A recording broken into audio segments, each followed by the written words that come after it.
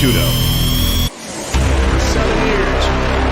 Handoff, Damian Williams trying to get to the edge, breaks a tackle, 35, 30, Damian Williams, 20, stays in bounds, 15, 10, 5, touchdown, Kansas City. And the snap goes high over the head of Big Ben, all the way back to the 2, to the 1, and the Browns have it in the end zone, and they dive on the ball and recover it for a touchdown. Carl Joseph's got it in the end zone, a touchdown.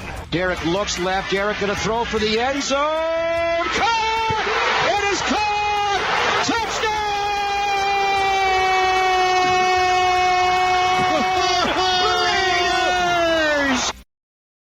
Welcome to the Rest Stop. It's February 2nd, 2021.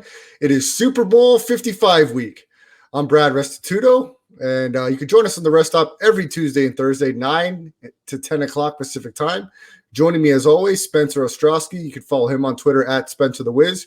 Got a good show for you tonight. We're going to talk a little bit about the action in the NBA tonight, but we're going to go heavy NFL football as we're Super Bowl week. Super Bowl 55 coming up on Sunday in Tampa Bay, Florida. The Tampa Bay Buccaneers are facing the Kansas City Chiefs. It'll be a fantastic matchup in this year's Super Bowl. A pandemic-laden football season where we're going to have limited fans in the stands for the Super Bowl, but it'll be a great matchup as Tom Brady will be in his 10th Super Bowl seeking his 7th victory, and Patrick Mahomes and the Chiefs looking to go back-to-back. So we'll get to some Super Bowl 55 talk. We'll definitely hit some prop bets as I've been around town here in Las Vegas, the Circa properties, the Rampart, checking out the different props, and I got some prop sheets with me, and Spencer the Wiz will pull some up online, and we'll talk about some of the prop bets coming up for Super Bowl 55. But let's start the show off tonight, Spence, with some NBA action as we had a primetime matchup on TNT. Kawhi Leonard and the L.A. Clippers took on Durant, Harden, Kyrie Irving, and the Nets. And the Nets, again, another very high-scoring game. The Nets pull away in the second half. They get the win, 124-120. Kyrie Irving was excellent offensively. James Harden close to another triple-double as he leads the NBA in assists. And Kevin Durant, some more big-time shots for the Nets, as the Nets are very confident and fully expect to represent the Eastern Conference in the finals this year. And a nice win tonight against a good team, Spencer the Wiz. And the Nets did what they had to do in the second half. They made some big shots. They made their free throws when they needed to, and they hang on for 124-120 victory over the Clippers tonight. Yeah, this game cemented, and I'm going to sound like I'm overreacting, and I am, but it just feels like today's game guarantees that the Clippers will not make their way to the finals. Ty Lue just isn't a good head coach, in my opinion. I think there was 24 seconds left at the end of the game. They had to foul. It was like 24 seconds left in the clock, and the Nets had possession. They wasted 10 entire seconds to foul Kyrie, but that was a foul to give. So it didn't even matter who they fouled in the beginning of that. So like the idea that they were, even trying to foul a specific player, they had James Harden, Kevin Durant, Kyrie Irving, Joe Harris on the floor. So there is no good foul. They're probably all going to make their free throws. So time has to be an asset, because at the very end of the game, when Jeff Green missed that free throw, there was like a second left on the clock or something like that, like very minimal time. It should have been 11 seconds left to go for the game. So, along with that, and maybe saving that coach's challenge, just overall, I mean, they didn't get the ball into Kawhi or Paul George's hands in the last 3 possessions. The ideology should be, and it worked, and the three-pointer in the corner, Kevin Durant's going to guard either Kawhi or Paul George. So you got to go attack that matchup at the end of the game, whoever is not being guarded by Kevin Durant, because they have no other defenders on the floor capable of stopping either of those two. Paul George gets the corner 3, and that makes it a game. And they got so lucky that Marcus Morris and one that he ended up going in the middle should never have gone in. Of course, it was a really good shot. But for the Nets, I mean, another game, like you said, over 120 points given up. I just don't think that this is sustainable for the playoffs. Will they get better marginally? Yes. But you're not going to make James Harden a ball stopper. Kyrie Irving is not going to become a ball stopper out of nowhere. So they have a lot of issues that they have to work out to make this happen. Right now, they are not a finals team, in my opinion. No matter how good they look, when you see a game like they did against Washington, where they gave up 149 points in regulation, that's not acceptable. You're going to have to keep teams to around 110 during the playoffs consistently. They have not done that a single time with the lineup they have so far. But hey, they won the game. They capitalized on some huge mistakes from L.A., who I think will continue to make those mistakes. But they got into the win column. They're going to continue to make headlines and just continue going forward with the best offensive rating of all time and the worst defensive rating of all time.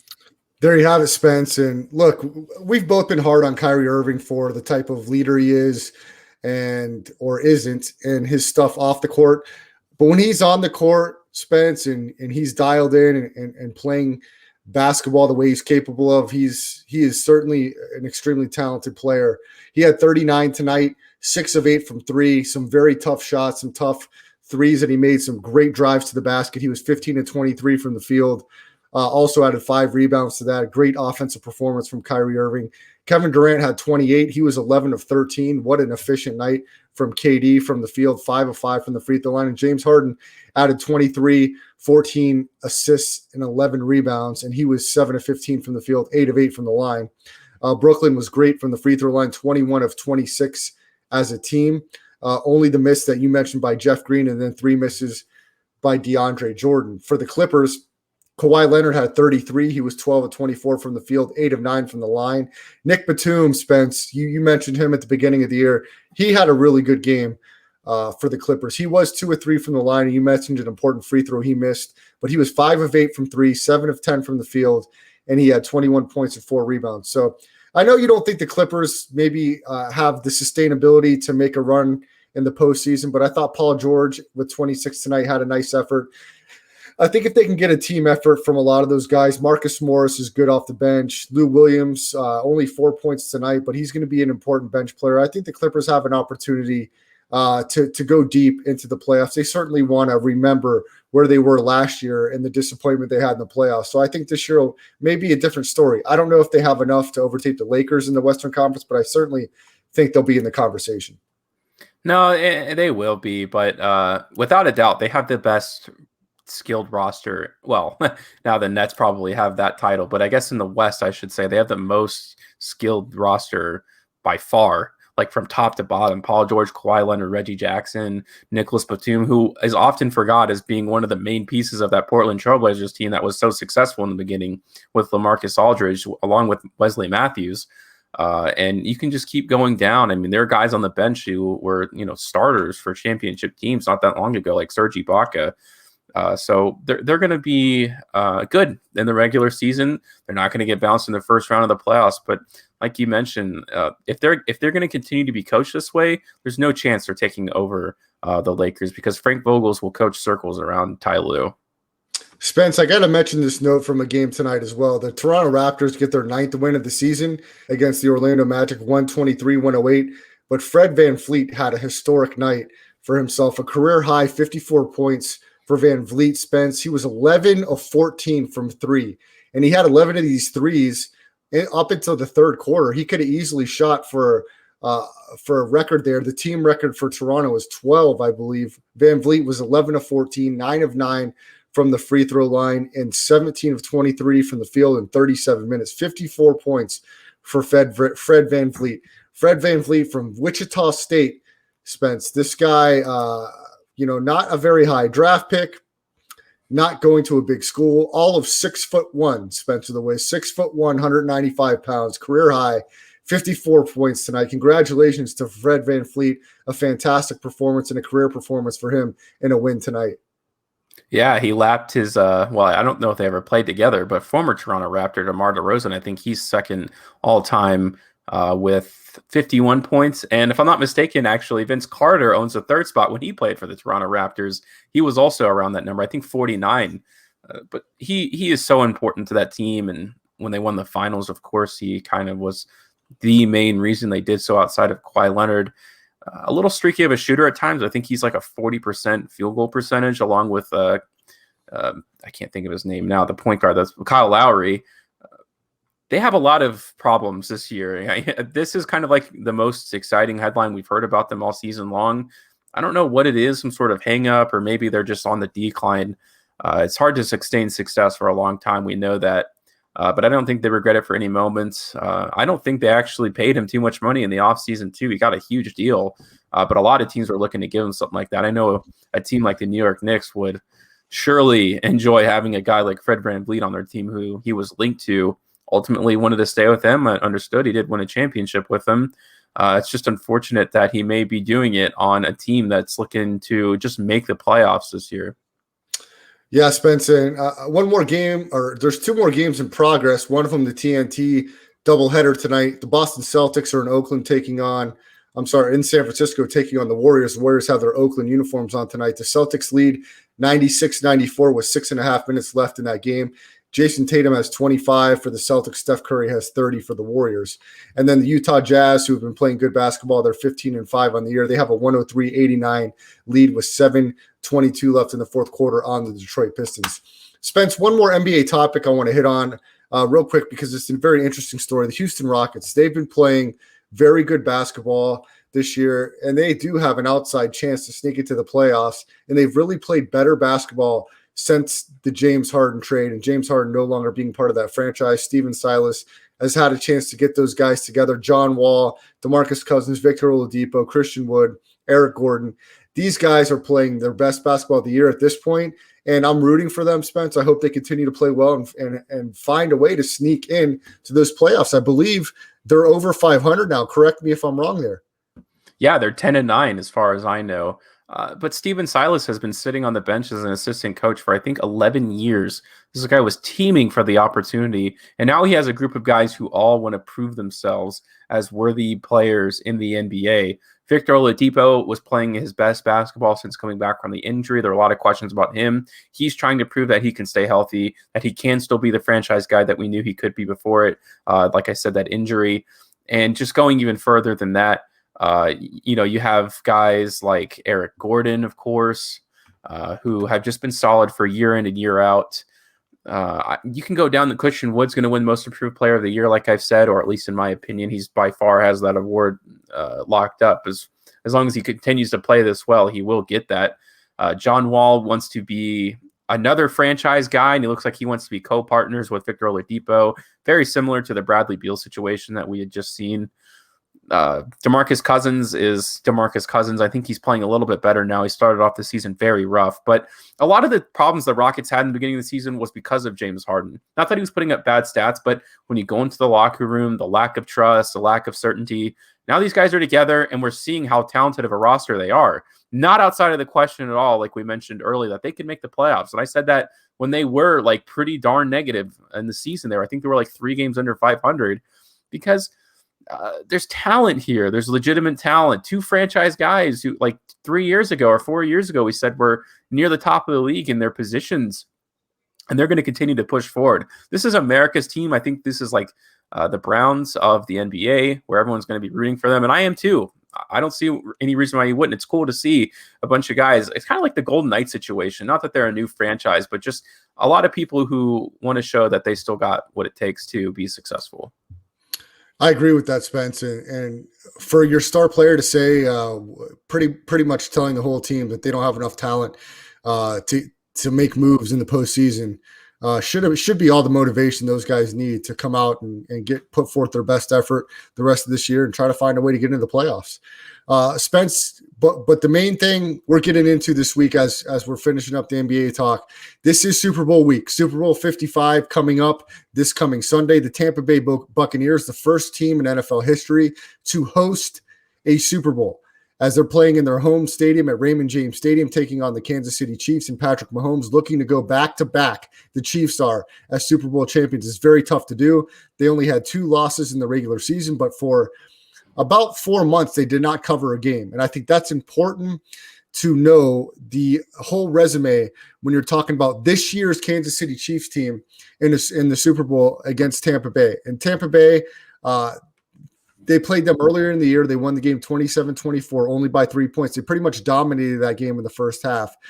But I'm not going to look at that game as a forecast of how I think the Super Bowl will go. The Kansas City Chiefs are going to be without 2 starting offensive linemen, which I think could be a really important aspect of this game. With Patrick Mahomes, we don't know that he's 100%. It's unlikely that he is. even though he played a fantastic game in the championship game against Buffalo, if Tampa Bay gets a few hits on him with the Ndamukong Suh, we know is a big, strong guy. Jason Pierre-Paul can get after the passer. They can make it uncomfortable for Patrick Mahomes. And I think Tampa Bay and Todd Bowles' defense, they're not going to let Tyreek Hill go off on them like he did in that first half. He was record-setting in the first half against Tampa Bay in their regular season matchup. So I think it's going to be fun to talk about this Super Bowl, Spence, and to break down how this one's going to play out. I think a lot of people are on Kansas City, but I think there are quite a few on Tampa as well. And I think this is going to come down and really be an exciting Super Bowl. So we're going to talk about Super Bowl 55. We're going to talk about some prop bets, hopefully put some money in your pocket, have some fun with the Super Bowl this year, as this has been an unprecedented season in sports altogether with the COVID-19 all across the country. So I'm sure a lot of people will be by their TVs or with friends and family, hopefully in a safe environment, watching the Super Bowl and having a good time, enjoying this as the NFL season has got to the end and there's only one game left. But before we talk about the big game, Spence, let's talk about the action this week in the NFL, probably the biggest news, and that's the trade of Matthew Stafford, former quarterback of the Detroit Lions, will now be the signal caller for the L.A. Rams. Sean McVay and company pulled the trigger. They traded Jared Goff, 2 first-rounders and a third-rounder to Detroit for Goff, and Stafford goes to L.A. There's a lot of opinions all across the landscape on who won this trade, who will win this trade. As we sit right now, Spence, of course, nobody knows the answer to that, but I think both teams could end up winning this trade.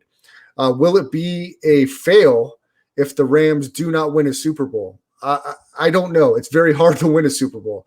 I think they definitely have a better opportunity now than they had before. I think Matthew Stafford is an upgrade at that position. I think he's underrated what he can do athletically with his legs. He's not a Josh Allen or anything close to that, but he will definitely be able to give you some bootlegs, some play actions, and get out in space a lot more than people give him credit for. And I think that's going to be important to watch out for. I think a lot of people will say, wow, we didn't realize Matt Stafford was that athletic in this offense under Sean McVay. And I think it's going to be great for them. I think they have a real opportunity to compete for that division and be a team to beat in the NFC. They made the playoffs this year with uncertainty at the quarterback position. Matt Stafford is going to be durable, and he's going to make plays in a situation that he's never been in. So I do like this trade for the Rams. If you're one of those people that feel like giving up this much draft equity is just like a big deal, then you may not love it. And I think that could be good for Detroit Lions fans. Hopefully they'll be able to make the right selections to build a team under new head coach Dan Campbell that'll give them an opportunity to be out of the basement, which they've been in pretty much their entire history of the franchise. So I think it could be a good trade for both teams. As we sit right now, I do think Matthew Stafford is that much better than Jared Goff. A lot of people are going to say he's done nothing. He hasn't won any big games. He pads his stats, which is fine, but it's hard to really make that assessment when you're in Detroit. This is a franchise that some would say ran Barry Sanders out of town when he still had quite a few good years left, and Calvin Johnson the same, and a lot of former players not too high on the infrastructure of this Detroit Lions franchise. And look, Matthew Stafford was a highly touted high school player, successful in college, and I think you could see on tape he's got all of the talent to really make all of the plays. Now he's got a play caller that is one of the best designers and play callers in the NFL, arguably, who's taken Jared Goff to a Super Bowl. So with Aaron Donald leading your defense, Jalen Ramsey, I think this is going to be a perfect situation for Matt Stafford. And I think this next season is going to be very fun to watch for Rams fans and for NFL fans in an NFC conference, which is pretty tough. It's pretty tough with Aaron Rodgers and Tom Brady still around. But I think this is a good move for the Rams, and I think it's going to be a jump start at this point in the career for Matt Stafford. Yeah, this is an objectively good trade for the LA Rams. Whether or not it works out, I have no idea. Very, very few franchises have a chance to make a run at the Super Bowl. Think about how many teams have never been there in franchise history, like the Lions, let's say. The thing is, like, did Tampa Bay take a huge risk by signing Tom Brady after having an off year after he's getting this old? They sure did. Did the Broncos make a massive risk by getting Peyton Manning after coming off a massive neck surgery? They did. But because they had the chance to make the Super Bowl, even if it is a long shot, you have to take them. And if it doesn't go right, they shouldn't be criticized for it, because if they just kept Jared Goff next year, we know they're not winning a Super Bowl, period. Matthew Stafford is a massive upgrade over it. That much is for sure. So it'll be curious to see. I mean, they'll have every chance in the world to win the AFC straight up. I mean, we know that they were basically the number one defense the entire year. They didn't have to give up any of their weapons. I thought when this little discussion was starting, when we knew LA was talking with him about it, I thought Robert Woods or Cooper Kupp would be gone. But no, that's not it. He still has Cooper Kupp, still has Robert Woods, still has Higbee, still has CJ Henderson, which was pretty good last year, and any other additions. I liked also their rookie from Tennessee who they drafted. I think his name was Vincent. So he will not be downgrading, because the Lions, people forget, also had a great offense. It was their defense that really let them down a lot of the season. On the Lions side of things, they're going to have to do something great with these picks, but he was going to leave anyways. They got a lot. This is a lot of value for an aging franchise quarterback who wasn't going to do anything for his last few years of decency. I like the running back that they gotten in the first round last year, so they obviously have a little bit of an eye for talent. He can end up being one of the better running backs in the league, top 10 in my opinion. So defensively, I think they're going to have to make some better choices, although I like Jeffrey Okudah as well. He was injured most of the season, so we'll see what he can do in his sophomore year. They are going to have all the chance in the world to do good things with these picks, but it's up to the Lions franchise to get the gunk off of them, because we even saw that with the Browns for a long time, where they had a great roster. They still were winning below 500 games. Sometimes it isn't always about the personnel. It's about the people you put around the franchise, the guys, the coaches. It has everything to do with it. And I think the Lions head coach, I actually like the guy, and I think he could add a little bit of accountability to the team. Will they make the playoffs with Jared Goff? They sure won't. But if they take next year, they get the draft pick that they want, they can do some interesting things. They can become better, I should say. And I think as a Lions fan, or just as an analyst, that's all I can ask for. And the Detroit Lions, their new general manager, Brad Holmes, was a scout with the LA Rams in his previous tenure in the National Football League. So he moves over and takes over the GM spot in Detroit. Dan Campbell, who was the interim coach with the Dolphins quite a few years ago and then was on the coaching staff of the New Orleans Saints over the past few seasons, takes over as the head coach for the Detroit Lions. And look, I know we both don't think Jared Goff is going to be a franchise quarterback for the Lions or any team that's going to lead them to a Super Bowl again. But he still is young, Spence. He still is young. They do have some running backs on that team. Kerryon Johnson a couple years ago. You mentioned the rookie Swift from the University of Georgia. They've got Kenny Golladay. They've got Hawkinson, a very nice tight end. So the Detroit Lions will have some picks here in the future, and they'll have to make really good choices in those draft picks. They'll have to be really judicious in free agency to make sure they put the right pieces around Goff. And we'll see. I think it'll be one of those things.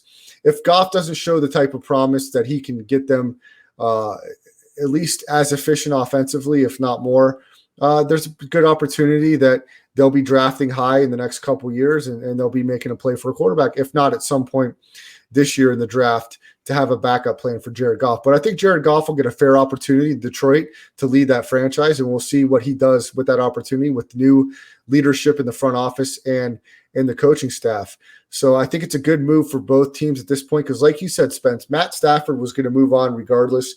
You get a couple first-round picks. You get a young quarterback that will at least be able to steer the ship in the short term. You get a third-round pick as well. So Detroit will have some ammunition in the draft here the next few years. So who knows what may happen coming up here for that franchise. I know the fans are certainly were very, very happy that Matt Stafford led that franchise for quite a few years. I'm sure they would have wished they would have had more success on the field, but certainly a guy within the community in that football team that was very highly respected. So he'll try to finish out the last handful of years in his career on a high note with the LA Rams and Sean McVay. But Spence, that leads to some more questions with the quarterback situations in the NFL. Some rumors now have floated out here that Kirk Cousins could be the next guy to go, as Kyle Shanahan and the San Francisco 49ers apparently are very interested in acquiring Cousins from the Minnesota Vikings and possibly a deal for Jimmy Garoppolo and some other picks. Now, of course, being a former Vikings fan, I'm very familiar with the Vikings franchise and with Kirk Cousins. And look, statistically, Kirk Cousins is a dream. Since he's been in Minnesota, his touchdown to interception rate is 3 times. We're talking somewhere around 80 touchdowns to 30 interceptions. So somewhere around that vicinity. He's been great statistically, Spence. His quarterback rating, completion percentages in the top 5, possibly top 10 in the NFL since he's been a Viking. The problem with Kirk Cousins is not his accuracy, which is great, which is not his arm strength, which is fantastic. Kirk Cousins has the tools to be a solid NFL quarterback. And when I mean he's been a solid NFL quarterback. There's no debating he's been a solid NFL quarterback. Is he a championship level quarterback? That is where you now get into a discussion, Spence, where you have Patrick Mahomes, who has an opportunity to lead his team to back-to-back Super Bowl titles. Tom Brady, who's been the GOAT his entire career, which is 2 different styles of quarterback because Tom Brady is not a mobile quarterback. But Tom Brady cerebrally and at the line of scrimmage and his eternal clock in his head to get rid of that football and his big game moments, it's really second to none. Look, the resume speaks for itself. Kirk Cousins has 1 primetime victory, 1 playoff victory, 1 victory on Monday Night Football. He just has not been the guy that's going to lead your team from a come-from-behind win when you got the ball in his hands and it's the 4th quarter and there's under 2 minutes to go and you need Cousins to lead your team down the field against a good football team. That just has not been Cousins. Now, he hasn't had the best offensive line either, but that's the thing. Cousins needs the things around him to be almost perfect for him to really maximize his potential. And I think that's the issue. This Vikings offense was excellent this year. Jared Jefferson, I believe his name's Jared Jefferson, right? Justin Jefferson, I'm sorry. Justin Jefferson, the wide receiver out of LSU. He set all kinds of rookie records. Adam Thielen to complement that. But they still only won 6 or 7 games, Spence. Dalvin Cook. So you have an offense that's great, but a Patrick Mahomes offense, just to show the difference, even if their defense was awful like the Vikings was, you still would believe that you have a chance to win almost any game you're in. Kirk Cousins just was not consistent enough for you to say, man, I trust this guy to take your team to the next level. And look, I know some people will continue to disagree with that because his stats are just very, very good. But you've got to you've got to watch games, Spence. You could be a stat reader and an analytics nerd all you want. You've got to watch these games sometimes start to finish. And in the 4th quarter, especially, look, Cousins has his moments, but I'm telling you, Spence, there's too many 3 and outs in key moments. There's too many moments coming from behind where you need a first down or you need to keep the clock running where it just does not happen. Does he make some great, fantastic plays where you're like, damn, yes, but they're just not consistent enough from top to bottom in key moments where you think this is the guy that's going to get the job done come playoff time or come Super Bowl time. I just think when you have a Mahomes, a Watson, a Trevor Lawrence coming out in the draft, you've got to say, are you just okay with getting to the playoffs and winning a game or 2, or do you want a guy on your roster that you believe can win you a Super Bowl?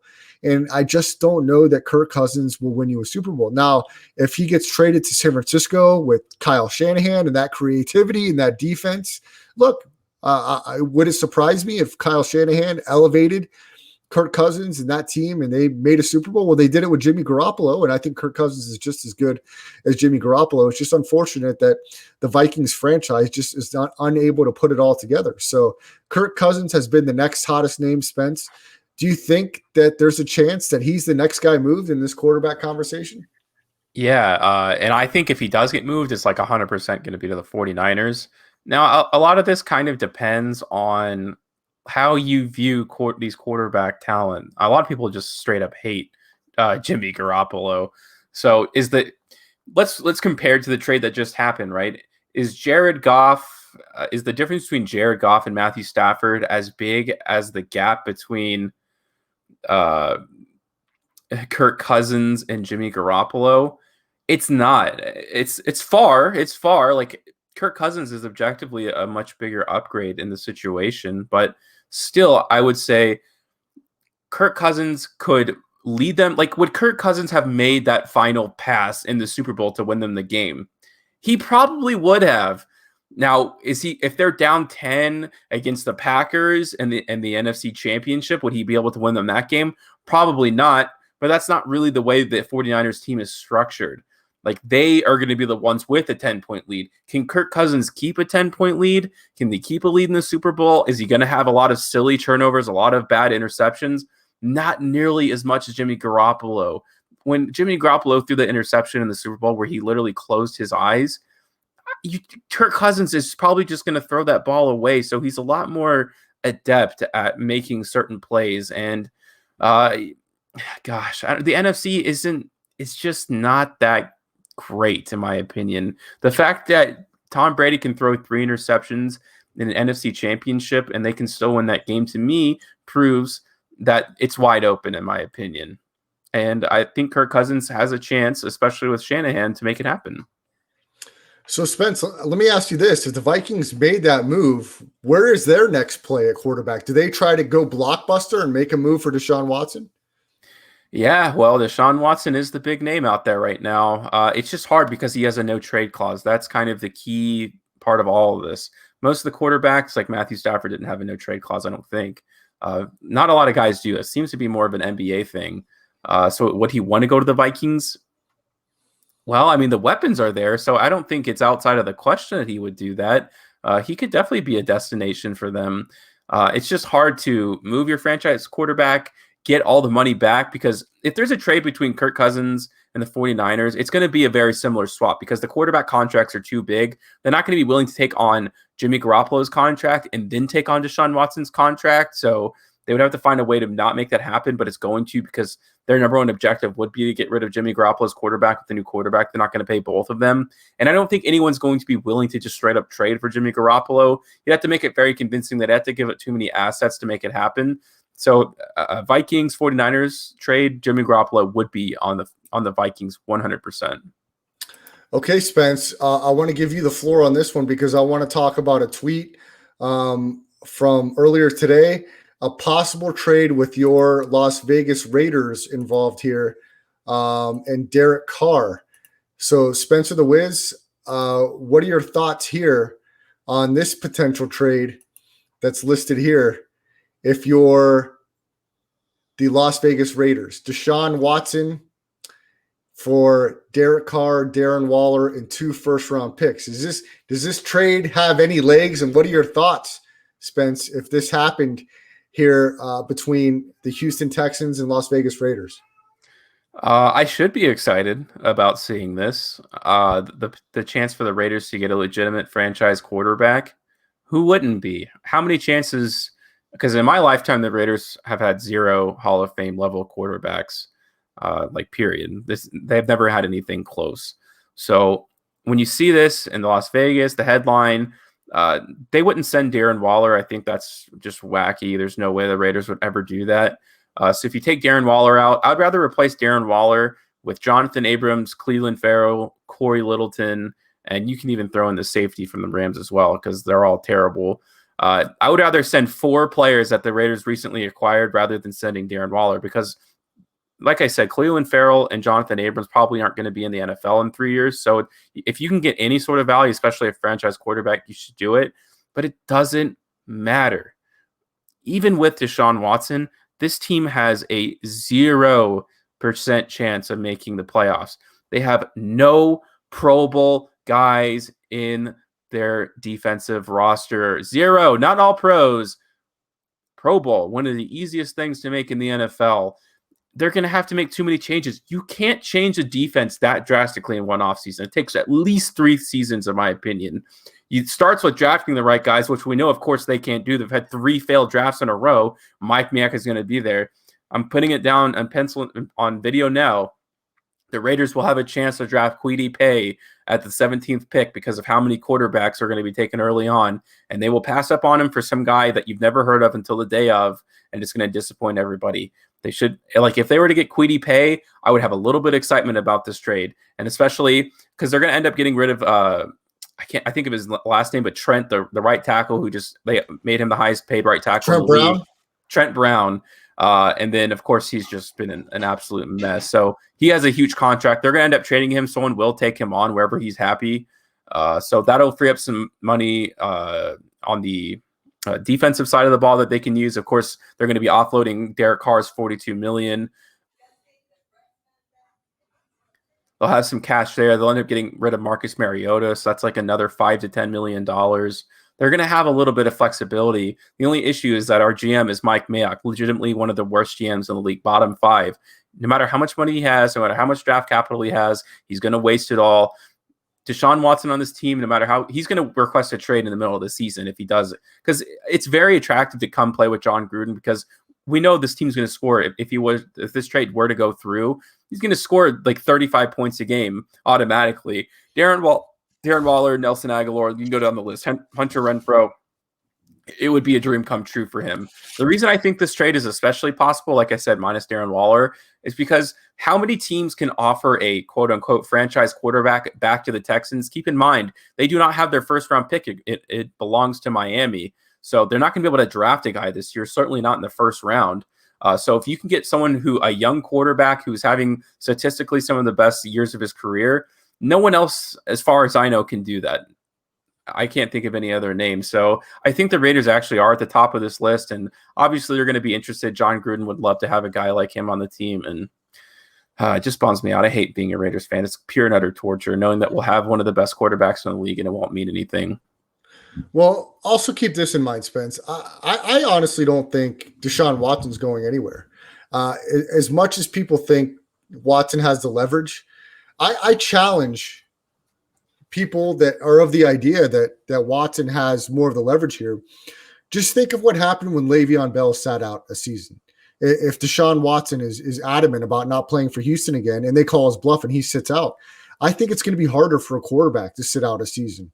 And I am not an advocate of that. Now, will Watson show up and say, I'm banged up and pretty much sit out the year based on injury? I think that's the smart thing to do. I think him not reporting at all, not showing up is a bad idea, and I don't think that'll happen. But I still think there's a possibility that the Houston Texans stick to their guns and make him sit out his contract. So what are you going to do? Just sit out multiple years? He signed a contract here not that long ago. And if I'm Houston, Spence, I ride it all the way to the end. I'm firm in not getting rid of him unless a team is going to offer a king's ransom. I'm talking at least 3 first-round picks, a couple second-round picks, and a couple players. If a team is not – if the Lions could get what they got for Matt Stafford, I would want twice as much for Deshaun Watson. And I'm fine with Houston driving up his trade value, not taking calls, saying up until the draft, we're not trading him, and seeing how far they could drive up that value, because I would not be giving him away for anything close to what Detroit gave away Matt Stafford for. I'd be asking for Herschel Walker part 2 or times 2. What are your thoughts there, Spence? Yeah, it just depends. It depends on how, at least for the only trade that we kind of have been theorized is like this Raiders trade. They would be getting the best tight end. Well, not the best tight end, probably the 3rd best tight end in the league, period. Technically a franchise quarterback on the way back, with some very valuable first-round picks, because the Raiders are going to be, once again, one of the worst teams in the NFL next year. So you're getting a top 15 pick, most likely, on the way back. 2 top 15 picks, potentially even better, plus a guy who you don't have to draft another quarterback. Might be valuable enough. I'm not sure. I'm not sure what else you're going to get for him, especially if he is committed to just sitting out and it's just kind of going to be a waste. Then I think you might be a little happy about that. No trade for a star player is going to be perfect. At the end of the day, you're just not going to get as much value as you possibly want. All you can hope for is something like the Pelicans did when they had gotten rid of Anthony Davis. They gotten Brandon Ingram back, Alonzo Ball. So is what the Raiders would be giving up better or worse than what the Pelicans had gotten back? I'm not sure. I mean, I think it's pretty comparable. That's Spencer the Wiz. Follow him on Twitter at Spencer the Wiz. You can watch the Rest Stop live every Tuesday, Thursday, 9 to 10 o'clock Pacific time. Make sure you download the Twitch app or go to www.twitch.tv/Chris Landry Football. If you missed the show live, make sure you download, like, subscribe to the podcast version of the show. It's the audio only version. You can find that on any of your podcasting platforms, whether it's Spotify, iTunes, Google Podcasts. And then you could search Landry Football Conference Call, and that's the podcast network, and we'll be under the Rest Stop underneath there. So make sure you check us out on your way home from work, on your way to work, before bed, when you wake up. The Rest Stop podcast will be under Landry Football Conference Call, and you can also find that on LandryFootball.com. Also, like the YouTube channel, subscribe to that. It's under Brad the Believer. We post all the podcasts, all of the live streams after the show, so you can check that out as well. We'll try to have some more content coming out as 2021 continues to move forward. Spence, let's get into the big game. Super Bowl 55, Kansas City, Tampa Bay. And currently the line sits at 3 in favor of the Chiefs. That over-under is going from 57.5. And Spence, there's some special point spreads. You can, if you like the Bucks to win by more than 3.5, you can get plus 240 on your money. Brian Bravo thinks the best Super Bowl prop bet is what quarter does he pass out from having too much tequila. I say he passes out by halftime. Spence, do you have any thoughts on that? Yeah, because once halftime rolls around, all you have to do is drink, which is the biggest issue. So it'll be tough for him to make it. I'll say 2.5 quarters. I think I'll take the over on that. I think he lasts until like probably the second drive going into the second half. All right, Spence. Well, let's hit some of these props where people can win some extra money. I want to start off with this one, and we'll go down the list here on this page here. The team to score first in the game, Spencer the Wiz. The team to score first. That's not on the sheet you have there. But the Chiefs are the favorite to score first at minus 130. So if you bet $130, you'll win $100 on the Chiefs. If you think the Bucks will score first, if you bet $100, you'll win $110. Spence, who do you think scores first, Chiefs or Bucks? It's very well. It's so random, right? It's like whoever wins the coin toss probably will score first. More than likely, that's going to be the Chiefs. They're just able to move the ball a lot more. They're not going to be as stiff, I think, because a lot of those guys have Super Bowl experience. So if you want to go off of that, like they've been there, done that. Tom Brady, of course, has been there and done that more than anybody basically ever. But still, if you want to talk about Mike Evans and just all the big talented guys on their team, well, Jason Pierre-Paul, I guess, technically has it too. So it's not like they're lacking. But Chiefs offense is better, so I'm taking Chiefs. Spence, will there be points scored in the last 2 minutes of the first half? The yes is a big number, minus 380. So you've got to lay $380 to win 100. The no is plus 320. Will there be points scored in the last 2 minutes of the first half? Most likely, but I think there's just more value on saying no. Like, how hard can it burn you? There's basically, like you just said, there's no value in saying yes, so you might as well not bet it. But if you are, just take no, and it's very likely, like, who knows what that situation could be. Maybe they'll punt the ball with like seconds left to go, and they'll just take a knee. That's true. Spence, I like this one. Will there be a defensive or special teams touchdown in the game? Yes, plus 250. No, minus 300. I'm just going to say no. I feel like that's almost like when was the last special teams touchdown you've seen in a Super Bowl before, or score, I should say. Again, you're not getting great odds, but I think if you just want, it almost feels like free money. Just say no. I kind of like that one too, Spence. Here's one for you. Will both teams have a lead in the first half? The yes is plus 105. Will both teams have a lead in the first half? Yeah, I mean, come on. If they score a field goal and they go down and score a touchdown, you already win it like right off the bat. It's so likely to happen. Is this going to be a blowout of a game? I think the Chiefs potentially can, but I don't think it's going to be like right off the gates. The Chiefs go off a 21-0 run. I like the idea that there's going to be at least one lead change. Okay, Spence, this one is interesting to me because the Kansas City Chiefs are going to have 2 starters out on the offensive line. Total quarterback sacks in the game. Over or under 3.5. The over is minus 160. The under is plus 140. Total sacks in the game, 3.5. Yeah, that's such an interesting prop bet. Without 2 tackles, It's just unfortunate that I don't know about the backup situation when it comes to the Chiefs. Like, who does? Come on, it's like a crazy. No one has that much knowledge, right? But I'm going to go ahead and say over. I mean, Jason Pierre-Paul, Shaq Barrett, and then Tom Brady isn't mobile. So if anyone gets to him, he's going to fall. He's not going to like try to stay up in the pocket. Like if he feels the pressure and he thinks he can avoid getting hurt, he's going to go down. I love the over on this one. Spence, remember a few years ago, the Rams-Patriots Super Bowl where there was almost no scoring, which was a shocker. I don't think this one will mirror that. But here's an interesting one where you can really get some bang for your buck. Will there be at least one scoreless quarter? The yes is plus 450. If you put $100 out there, you'd get $450 plus your 100 back. Will there be at least one scoreless quarter? Yeah, like you said, I love the idea. Like that's so possible. Like you just never know like what can happen. Maybe there's a few turnovers, but they're like far out and get like the first quarter. There could be a lot of value in that. Like never know how stiff these guys are going to come out of the gates. And the fact that if you just bet $100, you could potentially get 400 back. Again, it seems kind of silly not to take it. Another one of these like high value ones that if you hit on just one of them, it'll pay for all your other prop bets. All right, Spence, here's one that some people always have an interest in. Total number of players to have a pass completion in the game. Over 2.5. So will someone else complete a pass besides Patrick Mahomes and Tom Brady? The over is plus 175. Over 2.5?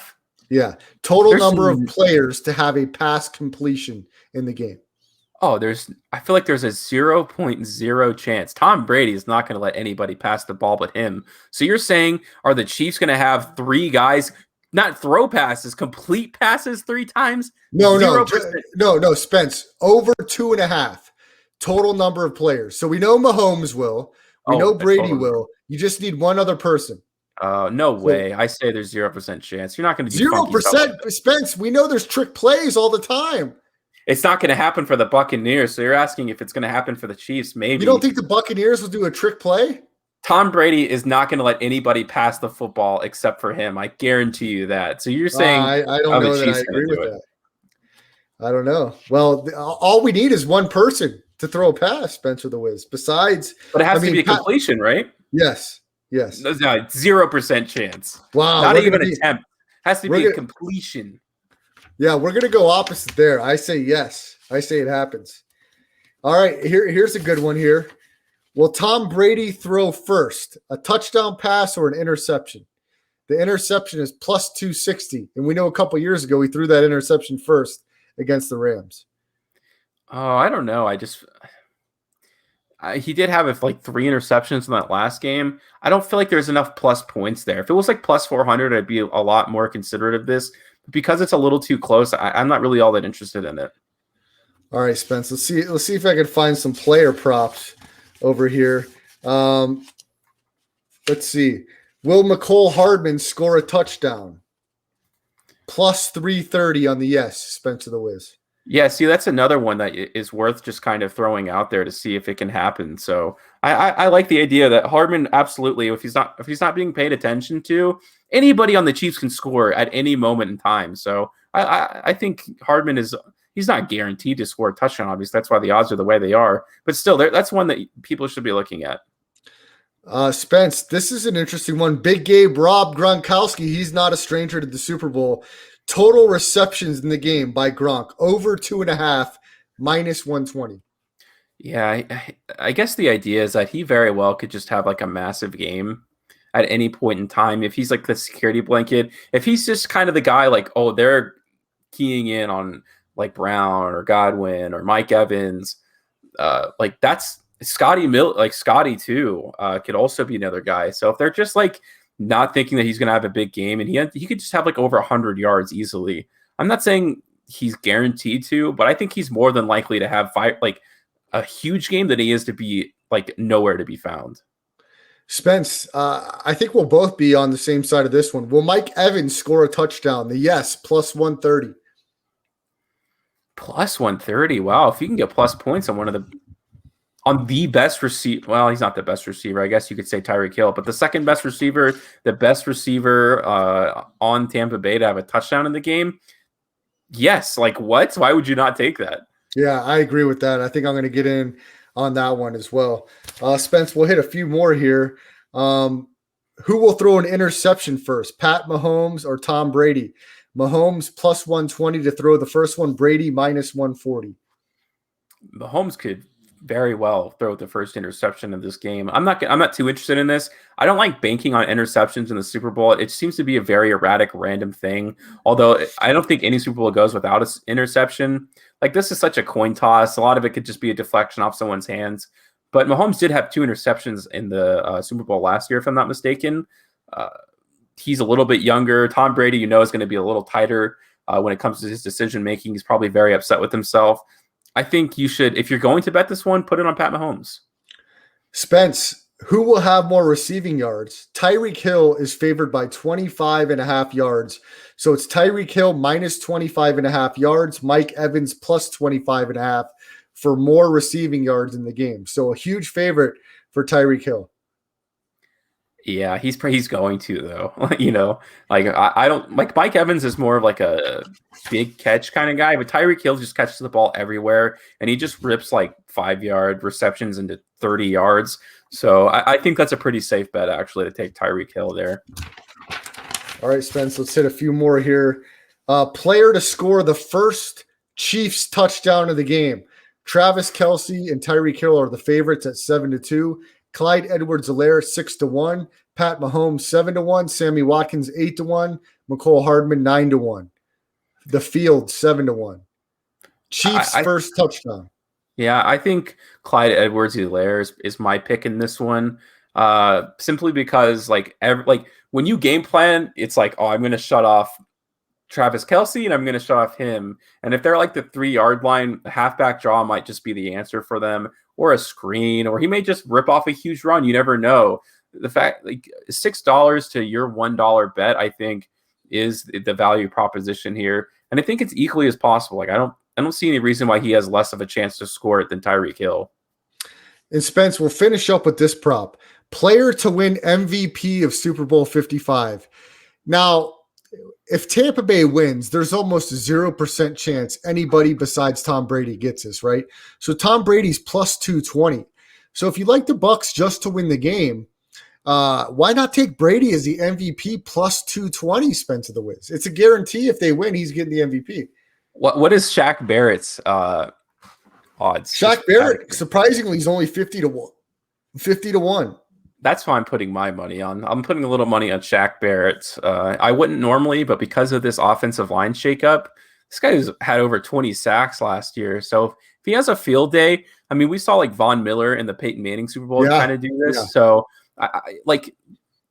could he have equally as good a performance as he did against the Broncos? Maybe not normally, but because their offensive line is so banged up and potentially their center's out too, Shaq Barrett might be one of the best plays. And then Donna consume a little bit, but the fact that we know how much production you can get out of Shaq Barrett in a single game, there's a ton of value there. But I agree with you. If you want to be smart about it and not throw away your money like me, go ahead and put it on Tom Brady. Getting that plus points is awesome.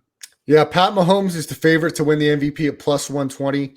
And look, I wouldn't disagree with that. But guys, remember, just a couple games ago, Pat Mahomes could not finish the football game because of a hit he took.